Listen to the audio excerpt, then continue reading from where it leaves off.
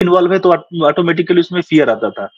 फिर जब of balancing शुरू हुई उसके बाद में बैक ऑफ द माइंड में थॉट्स भी चल रहे थे। जैसे मैंने बताया कि फ्रेंड ने ऐसा कर लिया था, तो वो थॉट मुझे काफ़ी आता था कि कहीं मुझे ये पता था कि मैं ऐसा नहीं करूँगा, कोई रीज़न नहीं है, लेकिन फिर भी मेरे माइंड में बार-बार वो थॉट आता था कहीं मैं सुसाइड ना कर लूँ, कहीं मैं सुसाइड ना कर लूँ, सुसाइड कर लूँगा तो कहीं ऐसा हो जाएगा, वैसा हो जाएगा। फिर थोड़ी देर बाद मेरा माइंड मुझे बैक करता था कि नहीं यार ऐसा तुम करोगे क्यों? पर वो सडन वो सिचुएशन हुई थी उसकी वज़ह से एक वो प्रॉब्लम हुई। फिर धीरे-धीरे अगर कहीं पेन हो रहा है जैसे बॉडी में अगर थोड़ा-सा कुछ भी फीलिंग हो रहा है तो कई बार उसको हार्ट अटैक से जोड़ देना कि यार कहीं मुझे हार्ट अटैक तो नहीं हो रहा है या मैं एक काम करूँ कहीं मैं चेकअप करवा लेता हूँ, मेरा कोलेस्ट्रॉल तो नहीं बढ़ा हुआ है। फिर अगर सर में दर्द हो रहा है या कहीं कहीं पेन हो रहा है तो कहीं ब्रेन हैमरेज मतलब सर वो सिचुएशन में ऐसा आ गया था कि अल्टीमेट लेवल पे ही चीज़ें चली जाती थी। पहले कहीं हाथ में पेन हो रहा है तो हम सोचते थे चलो कहीं चोट लग गई होगी। लेकिन अब हाथ में अगर कोई चोट लगी है तो लग रहा है कि सर कहीं इसमें से इतनी बड़ी प्रॉब्लम ना हो गई हो कि कहीं हाथ ही काटना पड़े या ऐसे मतलब सर एकदम अजीब टाइप के विचार आते थे उस टाइम पे। एक ये सिनेरियो शुरू हुआ और उसके बाद सेकंड सिनेरियो अब सर जब ये सारी चीज़ें होती हैं तो कोई भी बंदा जो उसमें फँसा हुआ होता है वो चीज़ों को सोचता है कि कैसे भी यहाँ से निकला जाए। तो सबसे पहला उसको क्या मिलता है सर मोबाइल, जहाँ पे वो सर्च करता है या यूट्यूब सर्च करता है।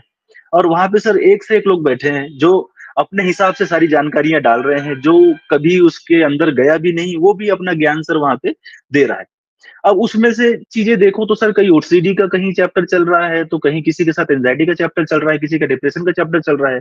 तो हम सर जब चीज़ों के बारे में जानते हैं उस फ़ेज़ में, तो हम भी उसकी तरफ ही खींचे चले जाते हैं। हम कई बार ओसीडी के बारे में हमने सुन लिया, तो हमारे माइंड में आ जाता है कहीं यार मेरे को ओसीडी तो नहीं है। अच्छा मैंने गाड़ी लॉक किया कि नहीं किया? फिर वो दिमाग में 2-4 बार वो चीज़ें आएगी, तो हमको ऐसा लगता है कि मैं ओसीडी में चला गया क्या यार? उसके बाद में वो उस फ़ेज़ से जब थोड़ा बहुत चीज़ें थोड़ी आगे निकलती है, तो फिर हम लोग एंग्ज़ायटी के फेस नहीं है, डिप्रेशन में कि मुझे यार बहुत बुरा लग रहा है, मुझे अच्छा क्यों नहीं फ़ील हो रहा है, मुझे कोई चीज़ बिल्कुल पसंद नहीं आ रही है और कहीं मैं डिप्रेशन में तो नहीं हूँ। डिप्रेशन में जाने के बाद में फिर अल्टीमेट पे चले जाएँगे कि कहीं न कहीं मैं सुसाइडल थॉट की तरफ भी फिर दिमाग चला जाता है। तो ये तो सर हो गया हमारे बॉडी में कि क्या-क्या सिम्पटम्स हो रहे हैं। तो एक तो सर सबसे ज़्यादा मुझे परेशान किया थॉट्स ने जो कि सुसाइडल थे और कहीं मैं मेडिकली मेरा कहीं ब्रेन हैमरेज ना हो जाए, हार्ट अटैक ना हो जाए, एक ये प्रॉब्लम सर। दूसरा ऑफ बैलेंसिंग का प्रॉब्लम बहुत ज़्यादा रहा। फिर जब ये धीरे-धीरे चीज़ें चली तो आफ्टर मैं बोलूँ सर 1-2 हफ्ते के बाद में इंसोम्निया का प्रॉब्लम होने लगा, नींद रात भर नहीं आ रही है क्योंकि बिल्कुल बेचैनी है।